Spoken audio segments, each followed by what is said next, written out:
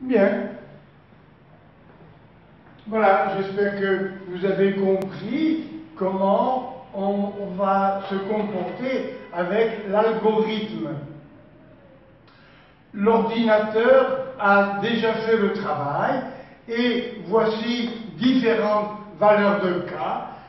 K égale 1 pour x1, k égale 2 pour x2, k égale 3, et à chaque fois, regardez, pour k égale 1, eh bien, cette surface vaut quoi? La voilà, 0, 130, 116. Et comme on va faire la somme, c'est la première, donc ça reste.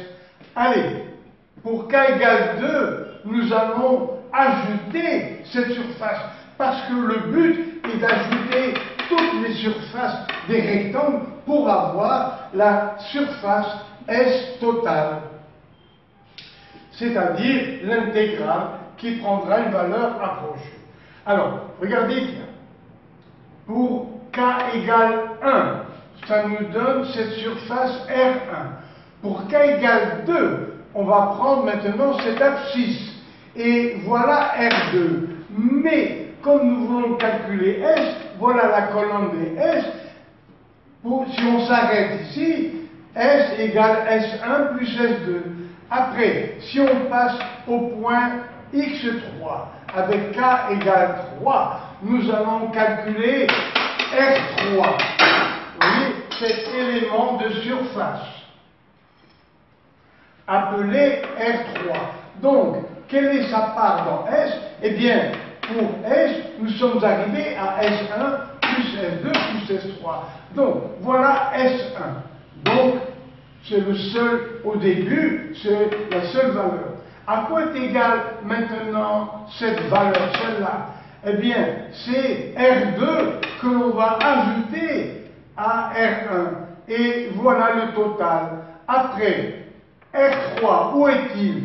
Voilà R3. Nous allons l'ajouter à R1, vous voyez, voilà R1 plus R2. On va ajouter R3. Donc, ici, cette surface, c'est R1 plus R2 plus R3. Celle-là, c'est R1. Cette surface, c'est R1 plus R2. Après, voilà R4. Sur le tableau, voilà la surface R4. Alors, nous allons l'ajouter, cette surface R4, aux trois précédentes, R1 plus R2 plus R3. Nous allons les ajouter pour faire R4. Donc ça, c'est R1 plus R2 plus R3 plus R4. Donc au fur et à mesure, pour avoir la colonne des S, à chaque fois, on va ajouter à toutes les sommes précédentes, on va ajouter le calcul de chaque élément qui s'ajoute. Pour k égale 24, voilà le rectangle. Ça c'est R24. Et ce qui venait avant, c'est R1 plus R2, etc. jusqu'à R23. Là, nous avions, vous voyez, R24, le voilà. Donc, avant, nous avions R1, R2 ajoutés jusqu'à R23. Voilà R24. Alors, si l'on veut calculer, par exemple, 23, d'accord, pour k égale 23, à quoi est égal ce nombre? Eh bien, ce nombre est égal à R24, vous voyez, alors le nombre qui est là, c'est R24 plus tous les R jusqu'à 23. À quoi est égal ce nombre qui est là? C'est R25 et on l'ajoute à ce total qui va jusqu'à R24. Donc à chaque fois, on ajoute R à la somme. Et voilà. Et finalement, quand on arrive à 49, voilà R49. Le voilà. Et on va l'ajouter au total qui était là jusqu'à R48 pour obtenir ce nombre. Voilà. S49. Le voilà. Donc ça, plus le nombre d'avant, eh bien, ça nous donne cette valeur.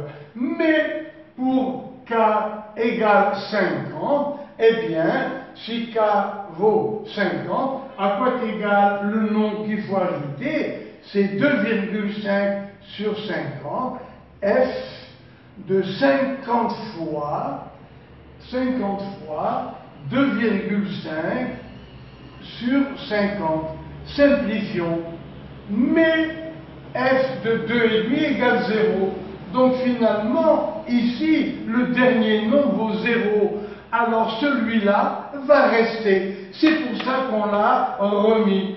Parce que, normalement, on aurait dû ajouter ce nombre et celui-là. Puisque celui-là vaut 0, ce nombre reste le même. Et c'est la valeur de S jusqu'au dernier point sur l'axe OX. C'est finalement le S calculé, c'est-à-dire l'intégrale, c'est 5,197 538. Et voilà. J'ai remis ici la formule, bien sûr.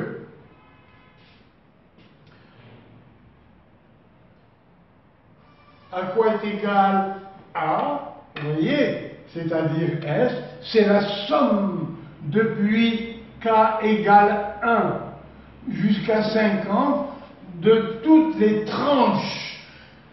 La largeur, c'est 2,5 sur 50, et la hauteur, c'est k fois 2,5 sur 50, parce qu'on avance avec des intervalles qui valent chacun 2,5 sur 50. Et pour k égale 50, 50 sur 50, ça se simplifie, f de 2,5 est égal à 0. Donc la surface s'arrête à ce nombre.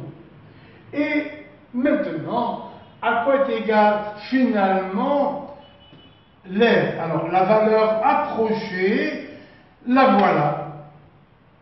Ça, attention, c'est l'intégrale. Donc l'air total, c'est 8 fois l'intégrale. 8 fois. Donc ça nous fait A égale 8 fois 5,197 538. 5 fois. Mais ceux qui ont proposé le problème sont très exigeants. Ils veulent améliorer l'approximation qui est là. Alors, pour l'améliorer, ils disent que I est compris entre ce nom que l'on vient de calculer, c'est-à-dire 8 fois 5,197 538.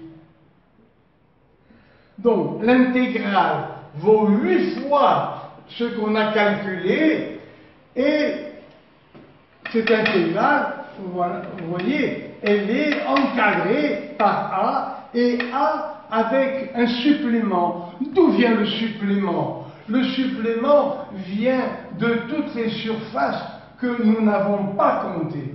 Les voilà, je vous les dessine ici. Les voilà les surfaces. Donc ça c'est pour compenser toutes les surfaces qu'on a omises, qu'on a oubliées. Alors, on applique cette formule, donc l'intégrale, d'abord c'est l'intégrale, et après on multiplie par 8. Donc l'intégrale est comprise entre ce nombre et celui-là. Tout calcul fait, on multiplie donc par 8 les deux, et on trouve une meilleure approximation de A, compris entre ce nombre et celui-là. Et la meilleure approximation, ce sera 42. Voilà. 42 mètres carrés, qui est à peu près la zone de la surface de la zone de creusement. Vous vous souvenez, hein? Voilà. Voilà la zone de creusement avec sa superficie A. Là voilà. Bien, alors le problème est terminé, et bien sûr, je vais continuer à travailler, je vais préparer l'exercice numéro 4 au tableau pour que tout soit prêt et qu'on puisse beaucoup expliquer. Vous avez compris ma méthode? Au lieu d'écrire directement, j'ai changé d'avis, j'ai préféré tout placer sur le tableau et ça me permet après d'expliquer autant que je veux, autant que nécessaire pour les élèves. Voilà toutes les explications. Alors, merci, à bientôt.